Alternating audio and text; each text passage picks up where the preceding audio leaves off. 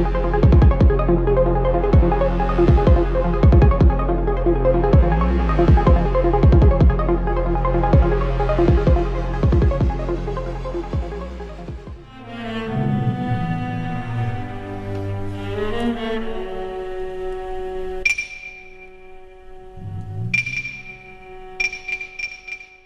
the last few episodes, we looked at the rise of legal positivism and how this ideology serves to centralize power by making the state the sole source of law.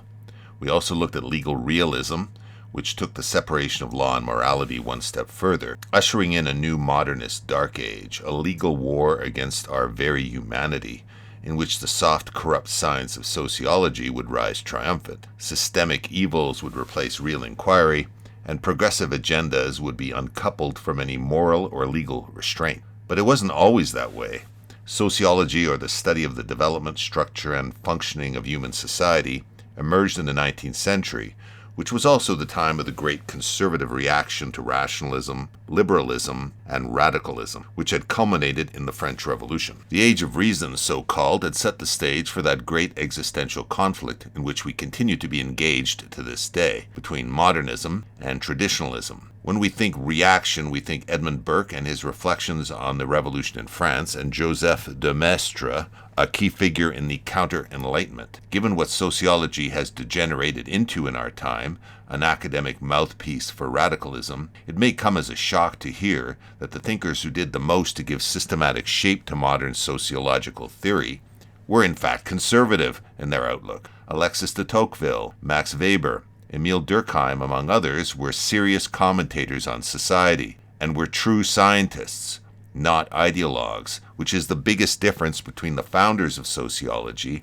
and their pygmy descendants. Although they wouldn't have called themselves conservatives, in fact, Weber wouldn't even have called himself a sociologist at all, the unit ideas or building blocks underlying their study of society are, at their core, conservative, traditionalist, and even medievalist, a huge source of data. With the emergence of sociology as a science, its influence on the law was almost immediate. Sociological jurisprudence, as it's called, makes its appearance, created by legal thinkers like the German scholar Eugen Ehrlich, who took dead aim at legal positivism and its narrow, statist conception of what the law is. Another early jurist and sociologist was American Roscoe Pound, who criticized the judicial system's disregard of actual facts in favor of legal concepts. Erhlich introduced the idea that law, in fact, is a living thing, living law as he called it, that emerges from society rather than from the state. Although sociological jurisprudence is a flawed concept, as I will illustrate later, Erhlich's writing about how law's sources are many and interwoven with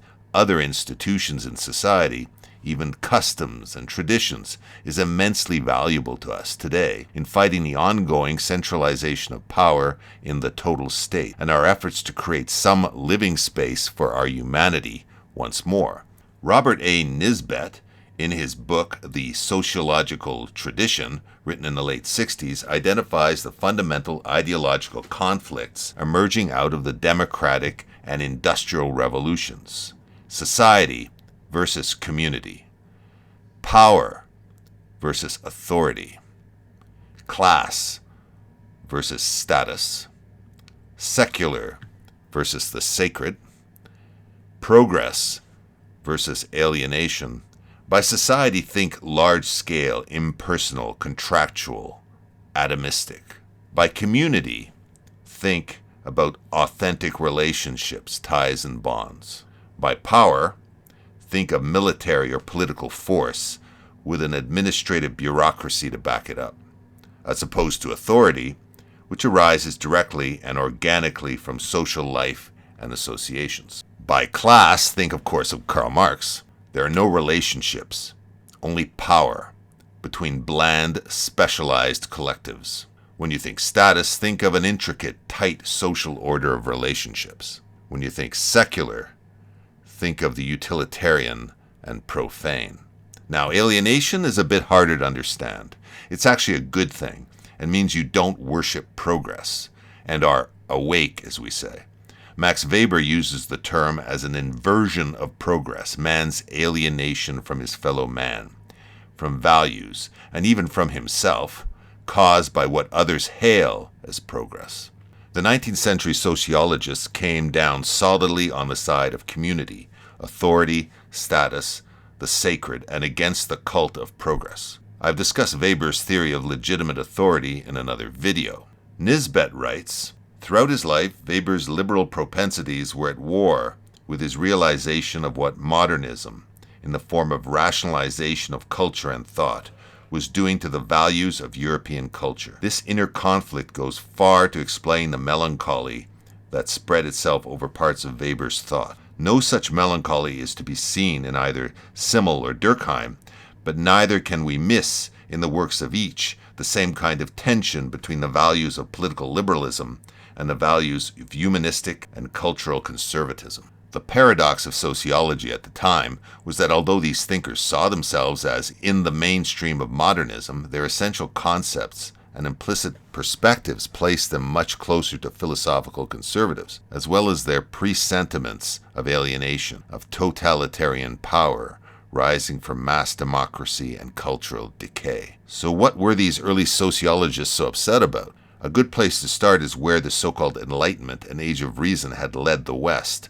which was directly to the first ever ideological revolution, which is what Nisbet calls the French Revolution. To fully appreciate how disruptive that revolution was, and how this revolution is continuing to this day, consider the targets of the radicals. Standing against the community was the towering figure of the individual, romanticized by Locke and Rousseau. He had to be freed by cutting all ancient ties and traditions, community, kinships. By the 19th century, it was already evident that popular sovereignty had almost unlimited capacity for tyranny once the old institutional and traditional limits were broken.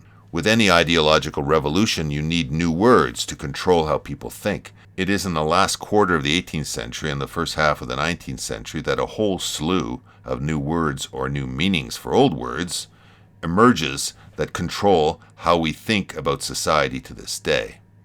Industry, industrialist, democracy, class, middle class, ideology, intellectual, rationalism, humanitarian, atomistic, the masses, commercialism, proletariat, collectivism, equalitarian, liberal, conservative, scientist, utilitarian, bureaucracy, capitalism, crisis. All major periods of thought in the history of culture are characterized by the proliferation of new words and new meanings of words. This is why, to this day, most of us have a much easier time understanding Marx than life in a medieval community, and it's still fairly easy to convince people it was a dark age. And was it really? And is the technological surveillance state we live in really so wonderful?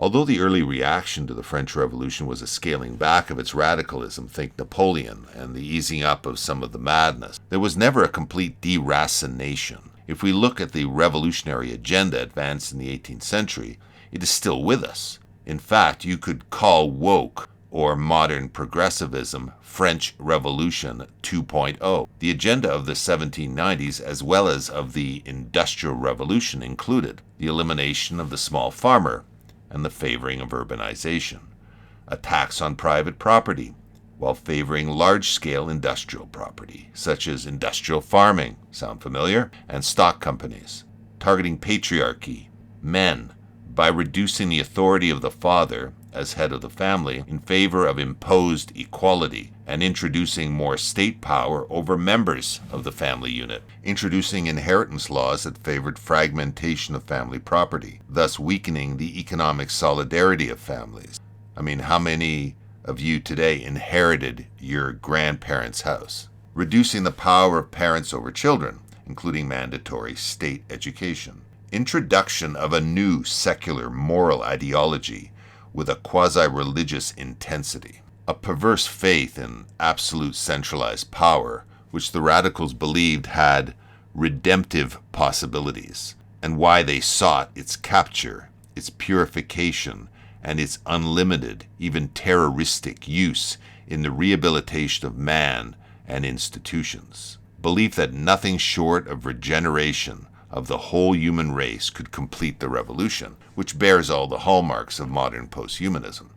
We see all these forces at work today. As you destroy intermediary institutions like the family, the power released by that destruction, which had held traditional social units together like a centrifugal force, doesn't float off into the atmosphere. It devolves to the state. Sociological jurisprudence emerges out of the work of these early sociologists, who were still real scientists, as I've said, collecting and analyzing the data. And like the positivists and realists, these new legal thinkers remained fascinated with the possibility of turning law into a science like any other. But rather than the law having any metaphysical source like God or reason, or being a command of the state, rejecting any kind of formalism, the early sociological jurists argued that the great mass of law arises immediately in society itself in the form of spontaneous ordering of a social relationship, like marriage, business, family associations. And most of these laws have never even been written down. That was their way of thinking about it. Those that are written down are called positive law. Ehrlich wanted to analyze law as a fact, a perspective that the natural sciences had long taken. He presented his sociological theory of law to his colleagues in 1913. In the foreword to his work on the sociology of law, he wrote that the actual center of gravity of legal development was not in legislation, but in society itself. This is all a bit nebulous, but a good place to start in order to understand this theory of law is first to expand your idea of what law is. Think of law as all the do's and don'ts we live by without even knowing it. Most of us sign contracts without even reading them. We pay our bills or perform services not because we signed a contract or even know what that contract says. We just do it. Men and women live together as if they are married, or separate and act as if they are divorced without lawyers or courts. There is a bridge in Vancouver where two lanes merge into one, and the drivers each let the other in turn, in perfect symmetry. There is no written law that tells people to do this. There is no need to enforce social norms and norms of behavior with the police and the courts, since they operate independently of coercion. You can also imagine what a traveler might describe upon a return from a foreign land. He won't talk about the laws in books or legislation, which he probably didn't read and couldn't read, even if he tried. He will describe the laws in relation to what he saw. The marriage customs, family life, interactions in the marketplace, and what he observed on the roadways. Erhlich would say, if this traveler were a lawyer, this is a purely scientific study of law he's engaged in. The basic contention of sociological jurisprudence is that law is a social phenomenon and can be studied and understood as a social science. But of course, it's one thing to say that by looking at a society, you can determine what rules people seem to be following. But how do we assess those rules? What's the external criteria? How do you assess right and wrong? Is it just all relative? And that's really the problem. There's a serious problem in saying law is simply what society says it is or how people behave. And how do we determine what the law ought to be? Who decides what interests we consider? Who decides what is the actual law and what is just a habit? But also, doesn't it matter if you are looking at a good society or a bad one? What if the society is in decay, is decadent, is in a state of decline, like ancient Rome, or our own, for example? The fact people are allowed to steal and murder in a particular society doesn't mean the laws have changed or that this is a good thing. Coming back to the clash between modernity and tradition, the sociological jurists do, however, have an awful lot to say about how bad lawyers have become under the current modernist regime. They're terrible. Lawyers in Rome or even medieval times used to look at all kinds of sources of law. There existed in those times real jurists who were anti-authoritarian by nature. Lawyers under the positivist and realist regimes are notoriously pro-state and tolerant of authoritarian regimes. Lawyers who profess to be great advocates for fundamental human rights proved to be brilliant defenders of oppression during COVID, the trucker protests, and various atrocities in the Middle East. The propensity is always to retreat to state power. Forget logic, Erhlich argued. There is no special logic in law or anything special in legal reasoning for that matter. Lawyers think, argue, and decide psychologically just like anybody else. What makes law special is not its logic, and even less any higher or magical normativity, but the lawyer's practice in producing enforceable decisions. Lawyers have, in the course of the development of modern law, unlearned to look at and understand social life as the major resource for producing enforceable decisions. Instead, they've become transfixed by looking at and interpreting texts, and they have become addicted to state power to enforce even the shoddiest and least meaningful legal decisions. There is no way back, but scientific methodology can help lawyers to learn. Again, to use their observation and understanding of social life as a resource for producing better decisions and better law. There is also more to the law than what judges decide. The ancient Roman jurists, French scholars, and Blackstone in England filled their writings with historical references. It is clear from Erhlich's writing on the law that, as with the early sociologists, his approach to the true sources of law is an approach entirely consistent with community, authority, tradition, and the sacred. The role of the jurist, if we are to regain our laws and our rights, is to look back as well as around and not to forget. Where the judge renders his decisions chiefly according to custom, as was done almost everywhere down to a very late stage of development, for example in Rome in the days of the Republic, or in Germany in the Middle Ages, the idea self-evidently does not enter the head of anyone to derive the law as such from the state. As late as the end of the Republic, the Romans considered their national customary law, the ius civil, at least as valuable as a source of law as the legis, and the law books of the Middle Ages mention provisions of statutes, or regulations only in exceptional instances. In the Middle Ages, the corpus juris civilis, the corpus juris canonicae, even the Golden Bull are merely very high authorities to which one turns for aid in the solution of difficult and important problems, as one might turn to any other authorities, for example, the Bible or the ancient writers. For in the Middle Ages, scientific work was done chiefly on the basis of authority, in law no less than in theology, philosophy, or medicine. It is only after the state has grown extremely powerful and has begun to tend towards an absolute form of government that the thought begins to germinate and the impulse awakens to make the state the authoritative and in the course of time the sole source of law. So what happened to sociology? You won't find any friends of community, the sacred, or tradition among sociologists anymore. Nisbet called it the pathetic truth that the sociological tradition was soon abandoned for ideological thinking and has largely become a repository of discontent, a gathering of individuals who have special agendas from gay and lesbian rights to liberation theology. Keeping in mind, this was written in the 60s and is much worse today. With the inflow of ideologists, you get the outflow of true scientists, real thinkers, for whom sociology had been a serious empirical field of study. One could say inflow of ideology, outflow of serious thinkers, well describes the state of the West today.